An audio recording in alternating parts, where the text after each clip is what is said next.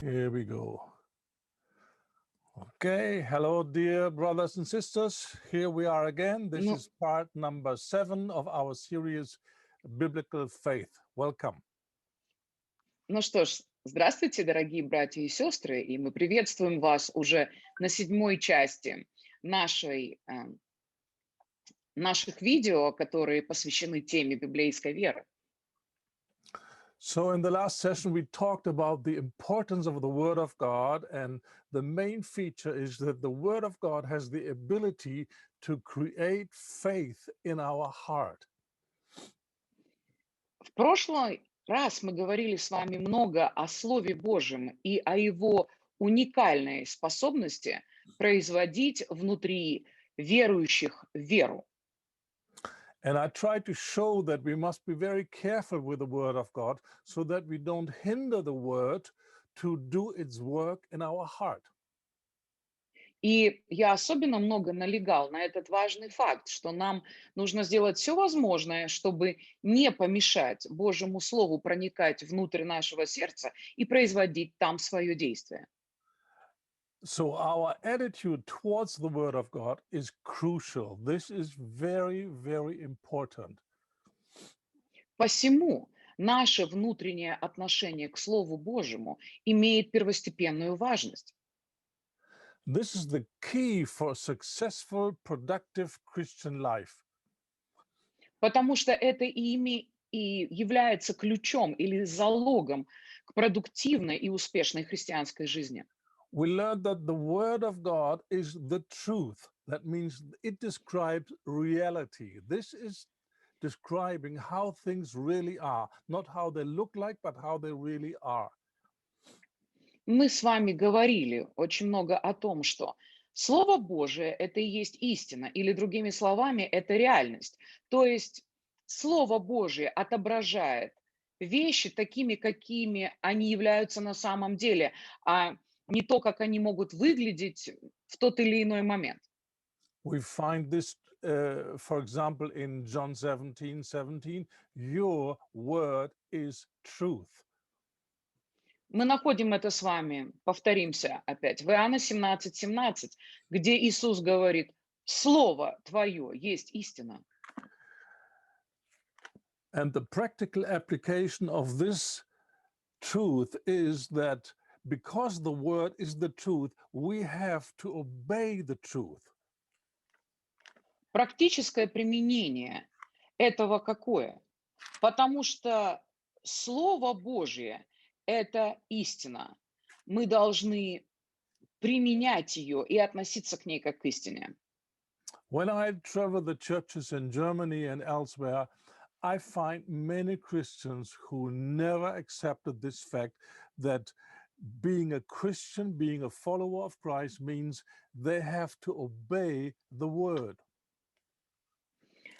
К сожалению, путешествуя по Германии и еще во многих разных других местах, я пришел к такому заключению, что, к сожалению, многие христиане в церквях, они никогда не были укоренены вот в этом важном факте, о котором мы с вами сейчас и говорим, что быть христианином или следовать за Иисусом подразумевает прямое послушание Слову Божьему. And therefore, their faith doesn't really work for them. Именно по этой причине, потому что они не утверждены в этом послушании Слову, их вера часто не приносит им никакого плода. So let's establish this simple foundational truth from two scriptures. Давайте с вами сейчас обоснуем эту фундаментальную истину на двух разных местах Писания. We read Galatians chapter 3, verse 1. Давайте с вами откроем Галатам, 3 главу, начиная с 1 стиха. And here Paul is referring to people who came with strange and wrong doctrine into the church and brought confusion. And he says, who has bewitched you that you should not obey the truth? Здесь Павел ведет речь о разных лжеучителях со странными доктринами, которые попадали в Галатийскую церковь и своими вот этими доктринами, лжеучениями производили смятение в церкви. И интересно, что он адресует им этот вопрос в первом стихе и говорит говорит им, кто же вас And прельстил или заколдовал вас, чтобы вы не покорялись истине. and again, chapter 5, verse 7 or 8, it depends what kind of Bible you have. You did run well. Who did hinder you that you should not obey the truth? И потом в том же самом послании, в 5 главе уже, послание к Галатам, в 7 стихе мы читаем эту удивительную вещь, повторение той же самой мысли. Вы шли хорошо. Кто остановил вас, чтобы вы не покорялись истине? So Paul said, as long as you were obeying the truth, you ran well. But then something happened and you stopped it, and that is not good. И здесь Павел говорит им такую важную вещь. Он говорит, до тех пор, пока вы покорялись истине, вы шли хорошо, все было нормально, но потом что-то произошло, и вы перестали это делать, вы перестали покоряться истине, и это уже нехорошо. So to follow Jesus, to believe in Jesus, means we obey the truth of his word. Итак, следовать за Христом, быть Его учеником означает послушание Его истине, то есть Божьему записанному Слову.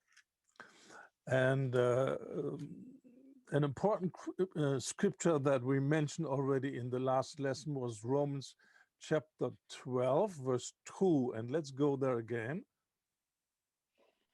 Мы с вами уже упоминали в прошлом нашем занятии этот важный отрывок Писания, который нам стоит открыть снова. Это Римлянам 12 глава с 1 стиха.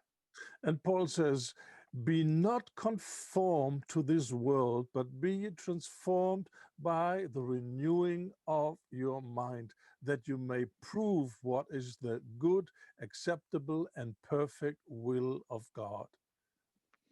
Точнее, давайте обратимся ко 2 стиху.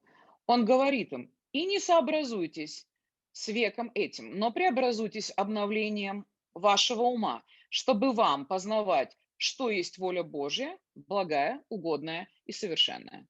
So while we lived in the kingdom of darkness, in the realm of Satan, we were trained and educated by the principles of this world, and now we become a Christian and we need to forget these things. До тех пор, пока мы находились в царстве тьмы, пока мы жили в сфере дьявола, мы были хорошо образованы и натренированы принципам, которые господствуют в царстве дьявола. Но теперь, когда мы обратились ко Христу и стали христианами, нам очень важно отбросить все то, чему мы были некогда научены. And by accepting that the Bible is the Word of God, the Holy Spirit can use Scripture to convict us and to show us our errors and our lies that we have picked up in our former life.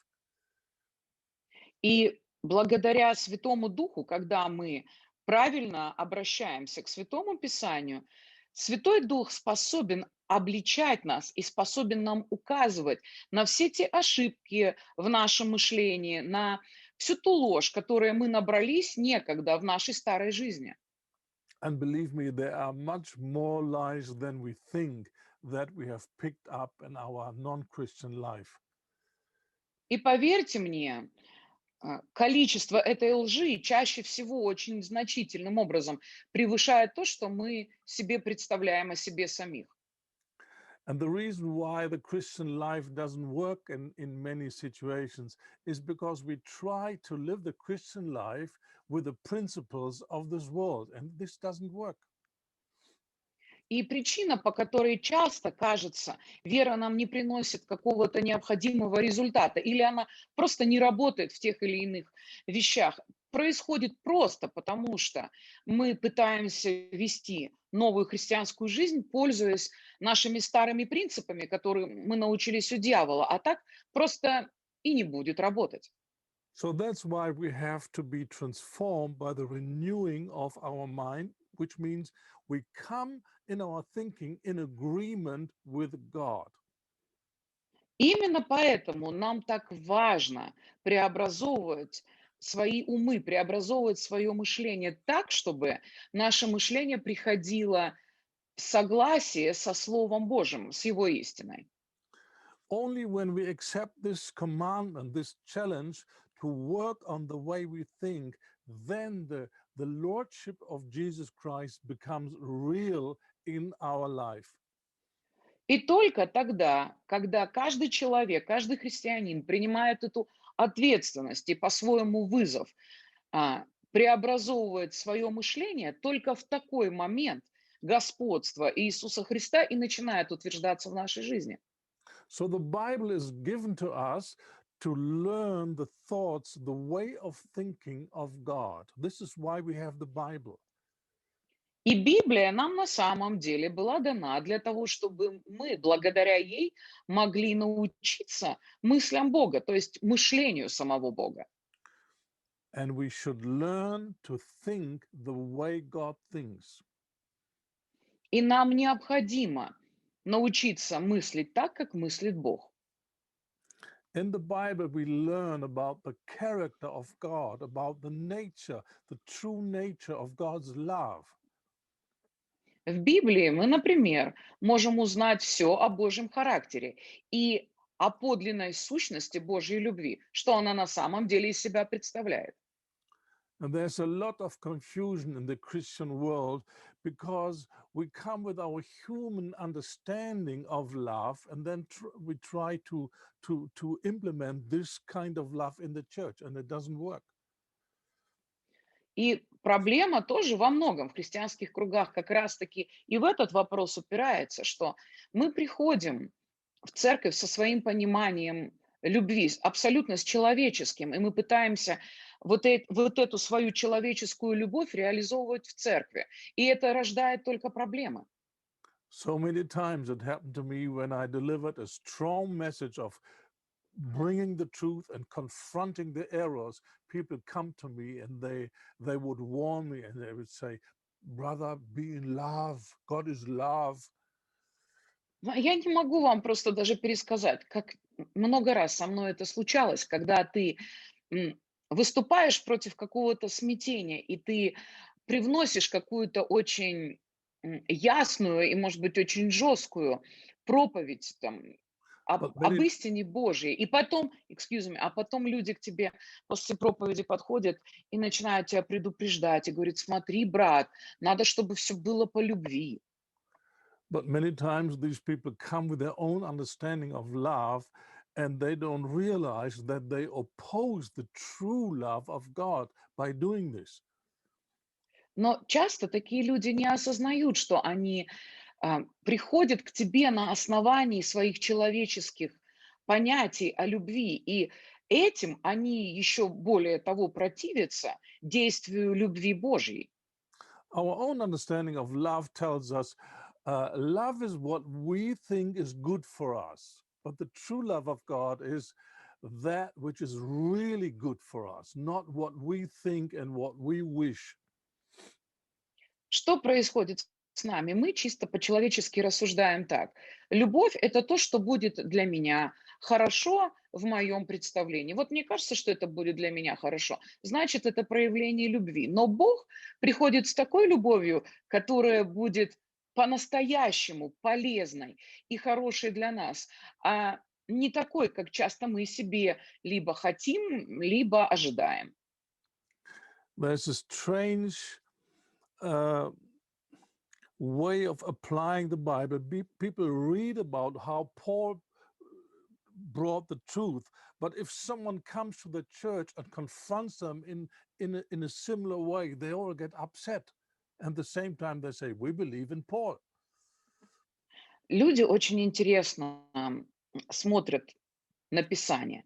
Например, люди видят, как Павел приходил в какие-то церкви и любил их, и там мог им в любви говорить нелицеприятные вещи, но стоит тебе прийти в церковь, и поступить каким-то похожим образом. Люди очень сильно расстраиваются, и они говорят, нет, ну, при всем при том они говорят, да, я верю в те вещи, которые Павел говорил и делал в своей жизни.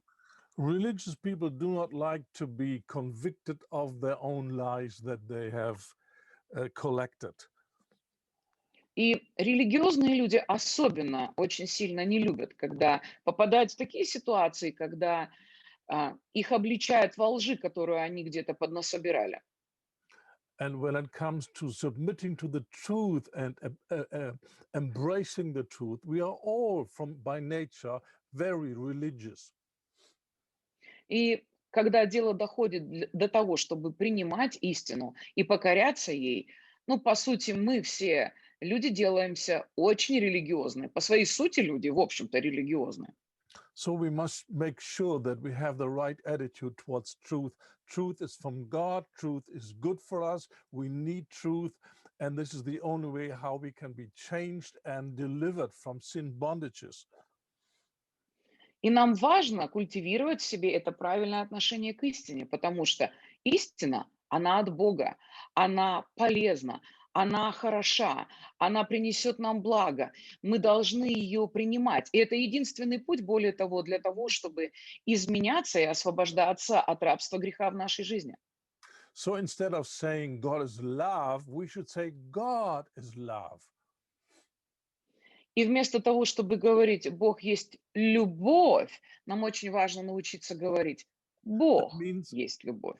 that means the way he deals with us, the way he deals with people in the Bible, this is the pure, perfect love of God. И нам очень важно согласиться с тем, что как Бог поступал с какими-то людьми в Писании и как Бог часто поступает с нами, это и есть проявление подлинной и чистой Божьей любви. So renewing our mind means we study the Bible. How does the love of God look like?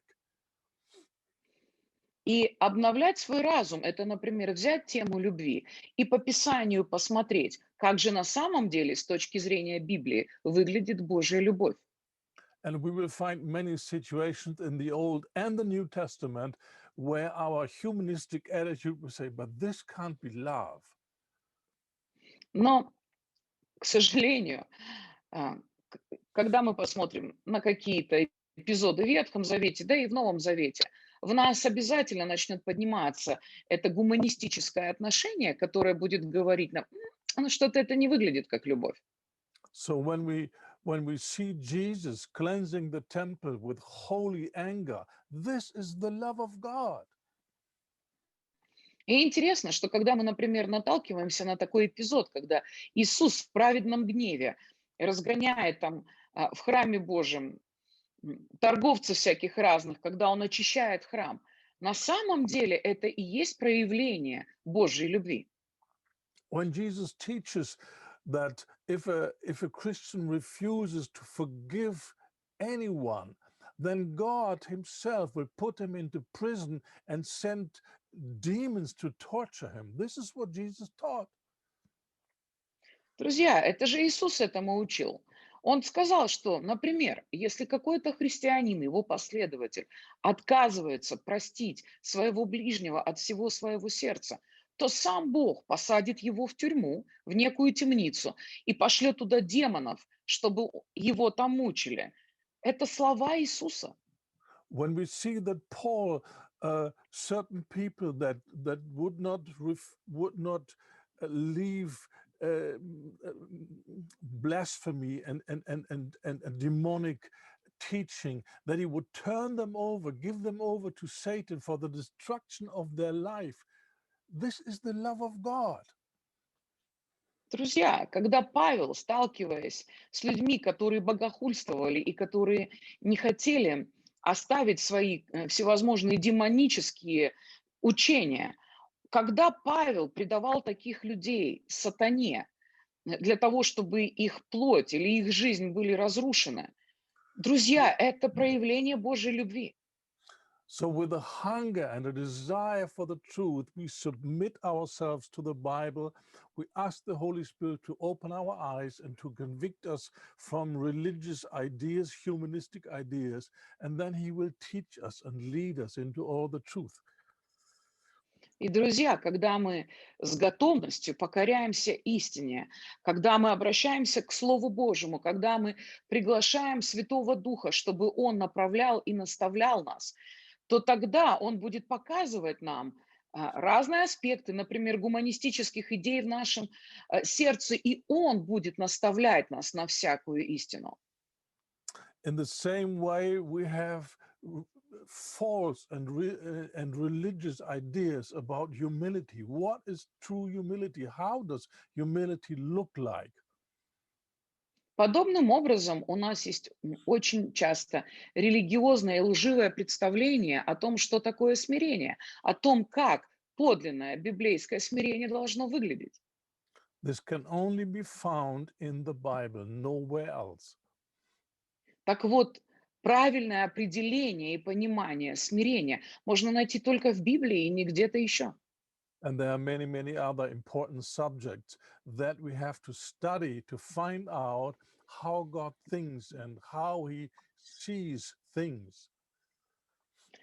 И конца края нет этим чрезвычайно важным темам, которые нам следует изучать по Писанию для того, чтобы понимать, как Бог смотрит на вещи и как Бог мыслит.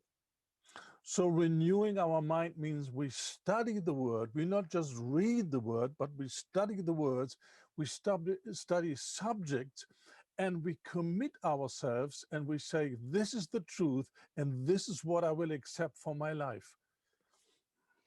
И изучать Писание это и преобразовывать таким образом свой разум, это не значит просто механически перечитывать Библию. Это значит, что нам очень важно изучать Писание по темам. И не просто изучать его, но говорить в своем сердце, так мыслит Бог. И я приму именно эти идеи как истинные до конца своих дней. So we will study things like, how does God want me to love Him? In which way does He want to be loved? How does it look like? Например, очень интересная тема к изучению.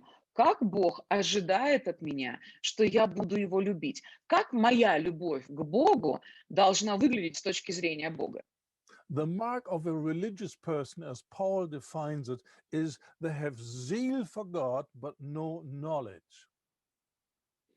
Например, Писание нам говорит, как выглядят часто религиозные люди. У них есть очень много дерзновения и очень много пыла религиозного, которое не подкреплено знанием и пониманием.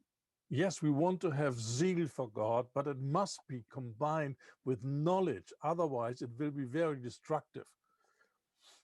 И, конечно, нам очень важно иметь пыл и ревность по Богу, но при этом эта ревность, она должна быть уравновешенной нашим внутренним пониманием разных вещей. Иначе такая ревность без понимания будет чрезвычайно опасной. I observed so many sincere leaders doing stupid things in their ministry and in their churches because there was not understanding of the ways of God. И честно сказать, я понимаю, что, например, какие-то глупости, которые ты видишь, как делают какие-то служители, совершенно искренние причем, они делают их у себя в служении, либо в церкви. Это происходит просто потому, что люди в какой-то момент времени не приобрели важное понимание Божьих путей. In the letter of Hebrews, chapter 3, Paul explains the writer, excuse me, I should say the writer of Hebrews. He says, he explains why Israel could not enter the promised land, why they failed. Например, мы с вами можем прочитать в послании к евреям, как автор объясняет нам причину, по которой израильтянам не удалось войти в землю обетованную. He says in verse 10, because they did not understand the ways of God. It's which chapter, you said? Chapter 3, verse 10. В 3 главе, в 13 стихе, например, Он ясно пишет, он говорит, потому что они, израильтяне, евреи, не познали путей Божьих.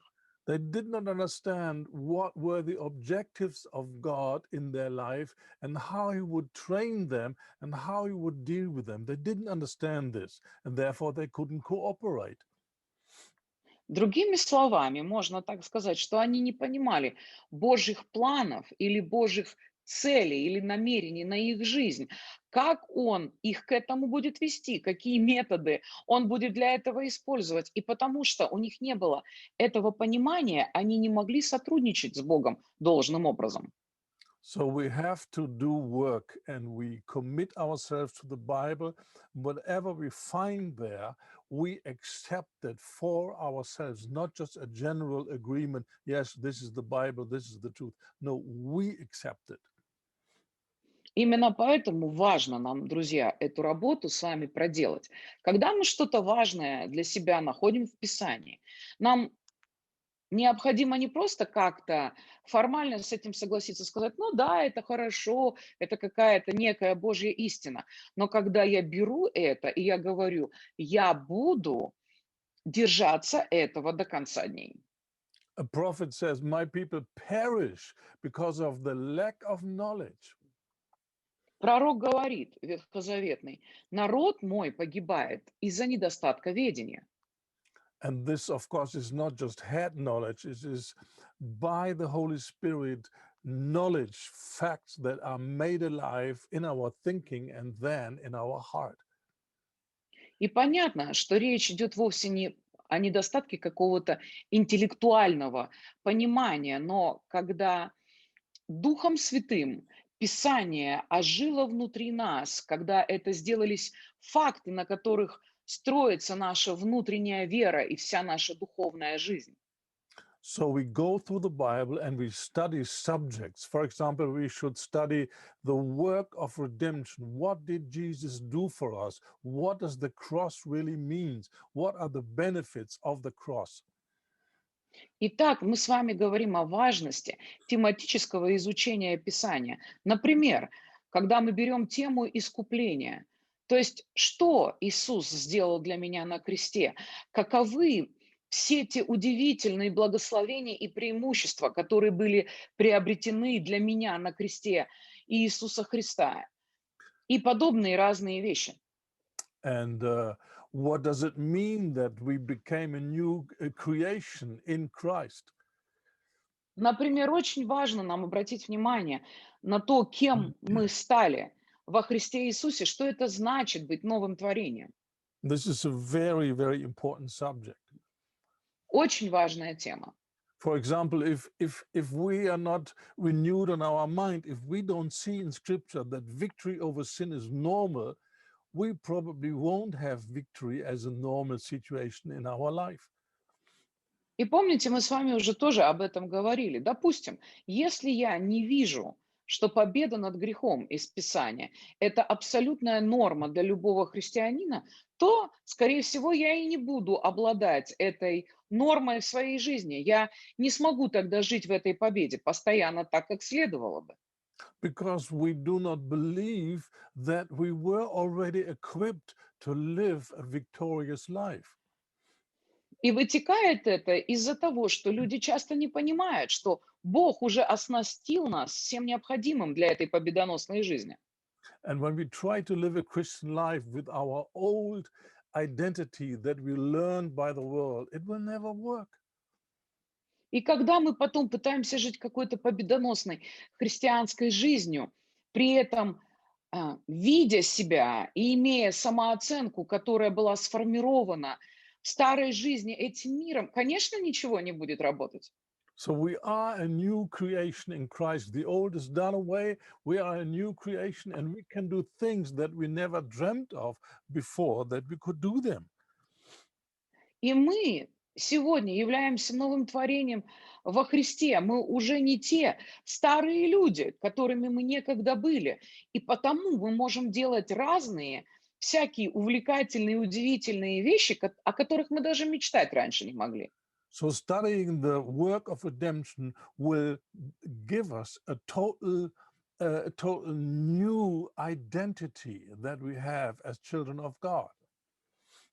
И, например, изучая тему искупления, мы и придем к более глубокому пониманию всех этих аспектов, что означает быть новым творением во Христе Иисусе. Мы не старые люди, которые пытаются новой жизнью жить, мы уже новое творение.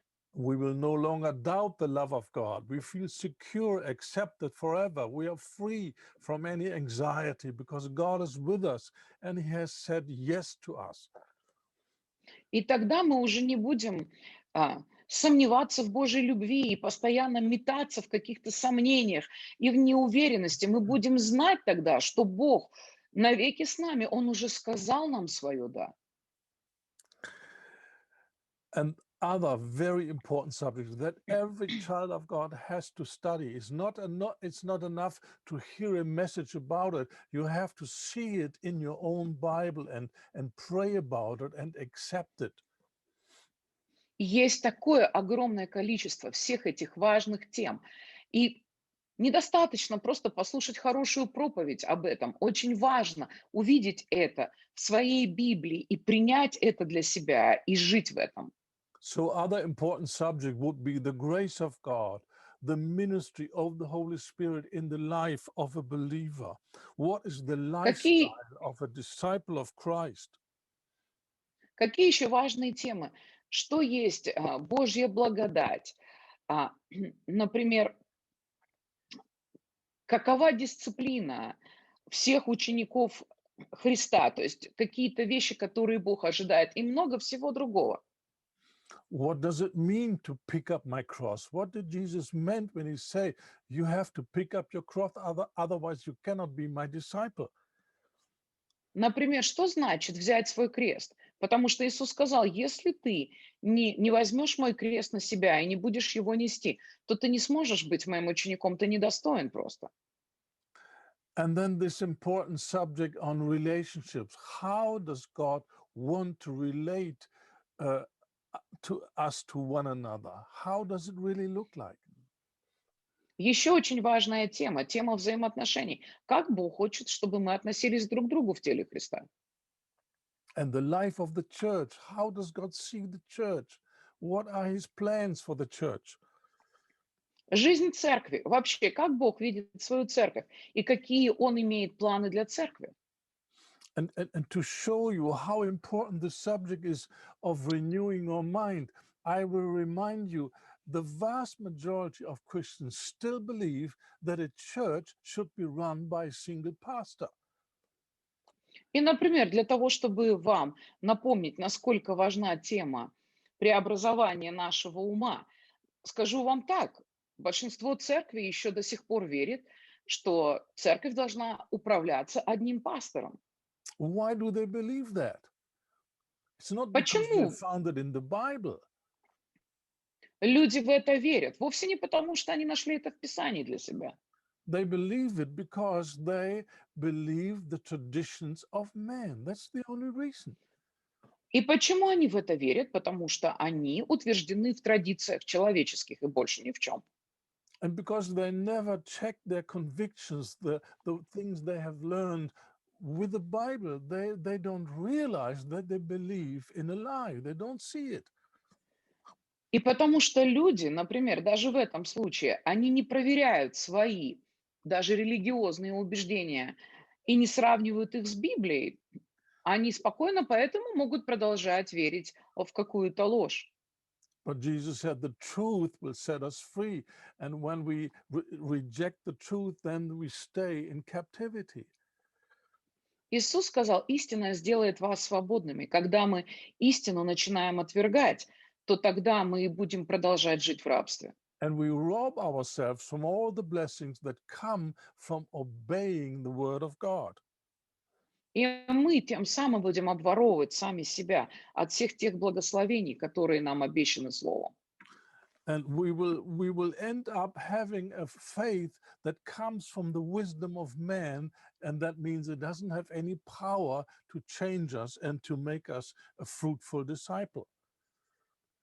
А все это приведет к тому, что вера наша будет утверждаться не на истине, а на человеческих традициях, которые никогда или нам и которая будет иметь мирскую мудрость в себе, а это никогда не даст нам быть плодоносными и победоносными христианами.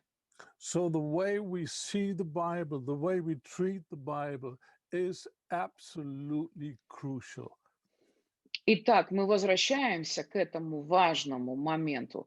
То, как мы относимся к Библии, имеет первостепенное значение в нашей жизни. To prove this point, let's go to Proverbs chapter 2, please. Давайте, чтобы подтвердить этот наш важный вывод, обратимся ко второй главе книги Притчи. And we will look at the first 10 or 11 verses. И мы будем читать с вами с 1 по 10 стих, наверное. And this passage has a very important structure. 3 times it says, if you. Этот отрывок имеет очень важную структуру. Трижды здесь говорится «если ты». So there are 3 things that we have to do, that we have to observe, and then God will do something. Есть три разных момента, на которые нам следует обратить внимание и исполнять их. И если мы их сделаем, то тогда Бог со своей стороны сделает тоже что-то очень важное. So let's look at these conditions. Давайте рассмотрим все эти три «если». It says in verse 1, if you receive my words and hide my commandments in you. В 1 стихе написано: «Если ты примешь слова мои и сохранишь при себе заповеди мои». This reminds us of the verse in Psalm 119 where David says, I have hidden your word in my heart so that I might not sin against you.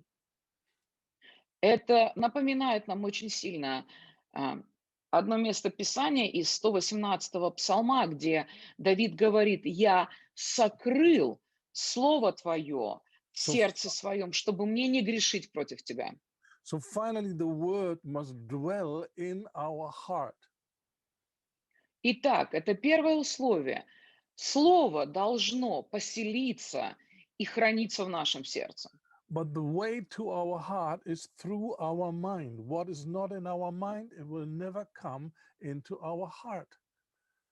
И понятное дело, что в сердце вещи попадают через наш разум. Мы никогда не сможем хранить в сердце то, что мы не знаем элементарно и не понимаем. And in the following verses, it's described the way how the word will come into our heart and then what it will do for us. И последующий стих объясняет нам, как это слово должно войти внутрь нас и как нам это сделать. In verse 2, we are called to incline our ear to wisdom and apply or bring our heart to understanding.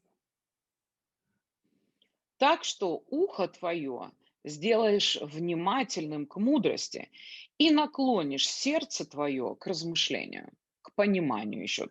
And verse 3, if you cry after knowledge and lift up your voice for understanding. И снова если, 3 стих, если будешь призывать знание и взывать к разуму.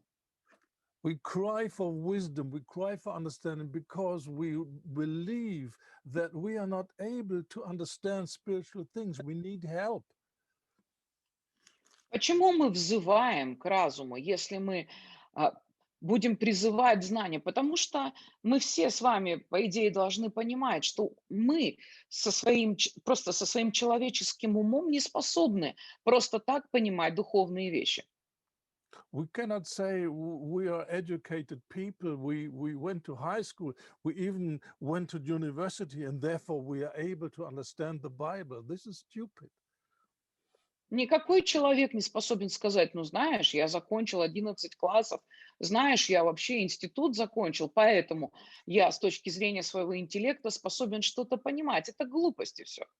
The one who believes such nonsense, he will never cry out, he will never see himself in a helpless situation, but having a helper and inviting him, he will never do it because he says, I can do it. Например, самонадеянный человек, который полагается на свое образование или на свой интеллект, он и не будет взывать к помощнику, он не будет просить, чтобы Дух Святой пришел и наставил, и научил его. Ему кажется, что он и так сам хорош. This perfectly corresponds to the truth that Jesus explained about the kingdom of God. И это очень замечательным образом подходит к тому объяснению, которое Иисус однажды сделал касательно Царства Божьего. In the Sermon of the Mount, he describes the life in the kingdom of God. Например, когда он объясняет в Нагорной проповеди о жизни в Царстве, And it starts with, Blessed are the poor in spirit, because they will и, inherit the kingdom. и говорит, блаженные или благословенные нищие духом, потому что именно такие люди унаследуют Царство Божие. So the more you have been educated by the world, you must really work hard to convince yourself that you are poor, that you are in need of something from God to teach you. И по-своему, чем больше человек образован, чем больше он интеллектуально развит и обучен в этом мире, тем больше ему следует прилагать усилий для того, чтобы убедить себя в том, что он по-настоящему нуждается и он нищий духом. Jesus said, Without me, you cannot do anything. Иисус сказал такую вещь, он сказал, вы без меня вообще ничего не можете. So it is very important to work hard to convince ourselves that we don't have anything and that we are in great need.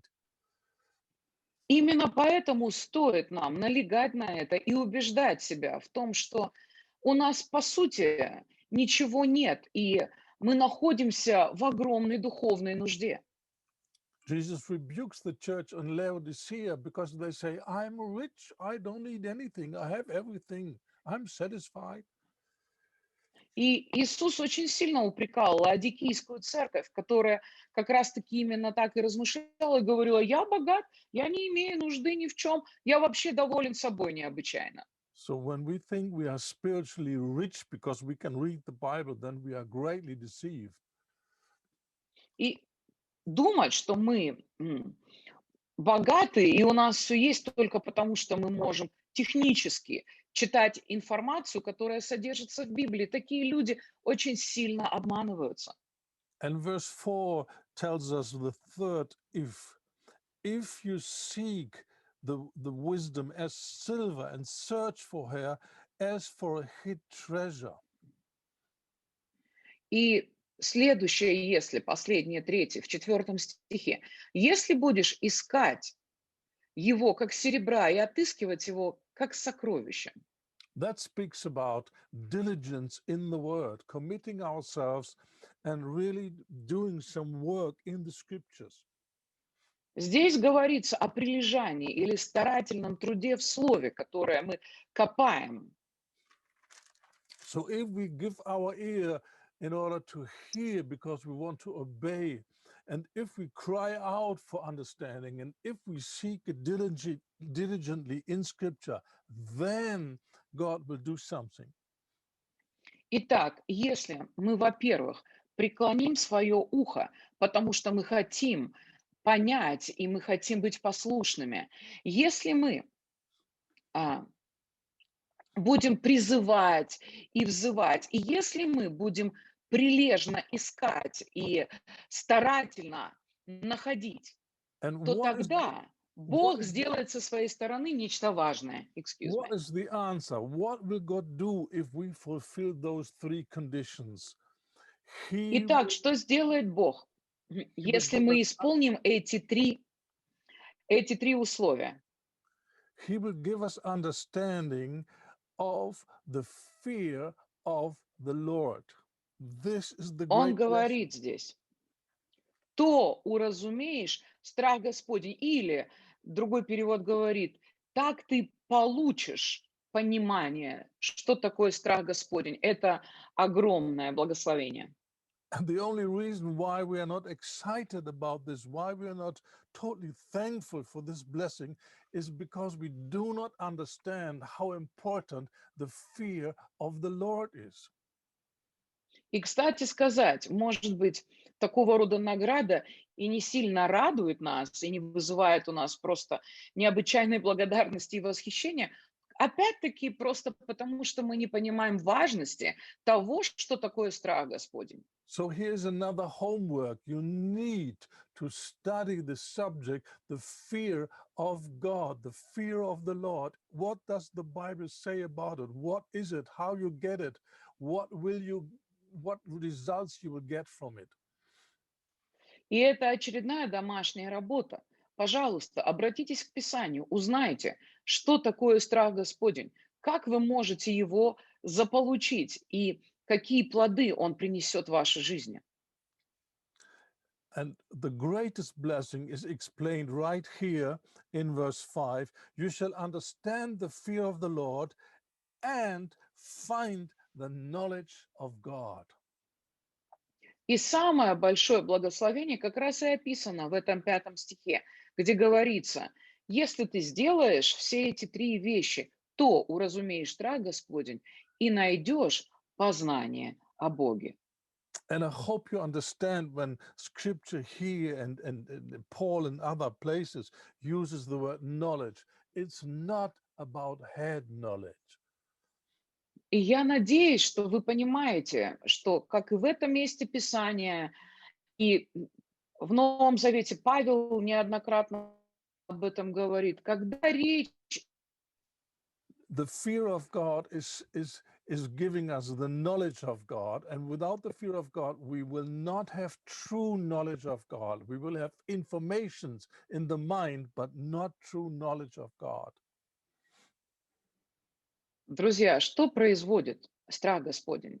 Страх Господень производит в нас подлинное познание Бога, когда это своя вещь, чем просто информация, которой мы обладаем в нашем разуме, но которая ничего по своей сути сделать не может. Information in the head about God will never release the power of changing us. Потому что просто информация или техническое знание о Боге в нашей голове никогда не сможет высвободить силу Божью, которая способна изменять нас. Only the true knowledge of God, given by revelation of the Holy Spirit, has the power to change our character and our heart. We need Holy Spirit revelation, Holy Spirit knowledge about the personality and the character of God. Итак, мы не перестанем говорить об этом и напоминать, даже, может быть, по техническим причинам, и то хорошо. Очень важно, чтобы у каждого из нас было познание о Боге, которое было привнесено как откровение в нашу жизнь Святым Духом. As as it's written, the letter kills, but the spirit makes alive. Как об этом и написано, буква убивает, дух же животворит. In Proverbs chapter 1, verse 7, it says that the fear of the Lord is the beginning of wisdom. В притчах Of 1.7 knowledge. сказано, что страх Господень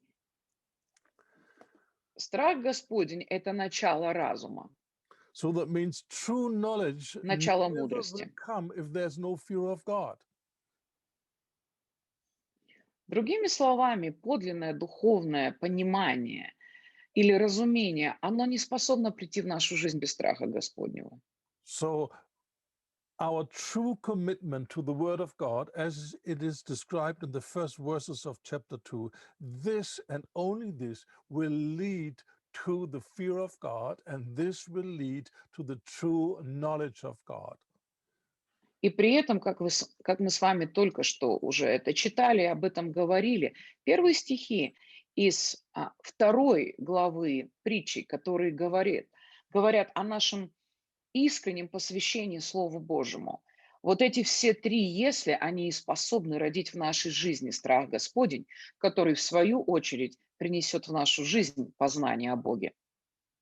So therefore, the scripture exhorts us to seek the fear of God every day. This is in Proverbs 23:17. Seek И, кстати, the fear of God every day. в притчах 23:17 Слово Божье само и увещевает нас, чтобы мы каждый Божий день стремились приобретать страх Господень. So if you never did this, I really encourage you, pick up your Bible and begin to study. What is the fear of God? Why it is so important? What are the blessings? How can you get it? What must you do to get it? What will be the outcome of this? You have to study this. Интересно, сколько разных технических проблем пытается внедриться в эту совершенно важную мысль. Друзья, снова напоминаем вам, сделайте все возможное, что только в ваших силах. Возьмите Писание, изучите важность страха Господня, что Библия говорит по этому поводу, и как вам этим обзавестись, и какой результат и плод это принесет в вашу жизнь. Why do Christians find it easy to lie? Because there's no fear of God in them. That is the only reason.